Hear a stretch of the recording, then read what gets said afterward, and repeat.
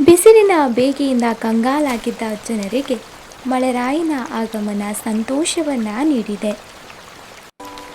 ದಿನವಿಡೀ ಬಿಡದೆ ಸುರಿದ ಮಳೆಯಿಂದಾಗಿ ತಂಪಾದ ವಾತಾವರಣ ಸೃಷ್ಟಿಯಾಗಿದೆ. ಈ ಸಮಯದಲ್ಲಿ ಬಿಸಿ ಬಿಸಿಯಾಗಿ ತರಕಾರಿ ಸೂಪ್ಗಳನ್ನು, ಚಹಾ, ಕಾಫಿ, ಬಜ್ಜಿ, ಬೋಂಡದಂತಹ ತಿಂಡಿ ತಿನಿಸುಗಳನ್ನು ಮಾಡಿಕೊಂಡು ತಿನ್ನುವುದರಲ್ಲಿರೋ ಮಜನೇ ಬೇರೆ. ಇದೆಲ್ಲ ನಮಗೆ ತುಂಬ ಸಂತೋಷ ನೀಡುತ್ತೆ.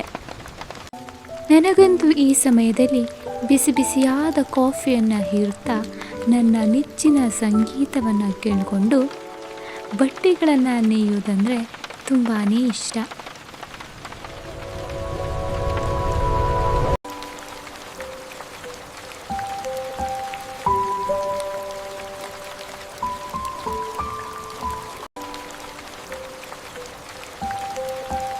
ಮಳೆಗಾಲದಲ್ಲಿ ನನ್ನ ಬಾಲ್ಯದ ನೆನಪುಗಳು ನನಗೆ ಮರುಕಳಿಸ್ತಾ ಇದೆ. ಬಾಲ್ಯದಲ್ಲಿ ನಾನು ನನ್ನ ಅಜ್ಜಿಯೊಂದಿಗೆ ಅಡುಗೆಯನ್ನು ಮಾಡ್ತಾ ಇದ್ದೆ. ಅದರ ಸುವಾಸನೆ ಹೀರ್ತಾ ಇದ್ದೆ. ನನ್ನ ಅಜ್ಜಿ ಹಾಗೂ ಅಜ್ಜನಿಗೆ ಛತ್ರಿಯ ವಿಷಯಕ್ಕೆ ಯಾವಾಗಲೂ ಜಗಳ ಇದ್ದದ್ದೇ. ಇದೆಲ್ಲ ಯೋಚಿಸುವಾಗ ಹಿಂದಿನ ದಿನಗಳು ನೆನಪಾಗುತ್ತದೆ.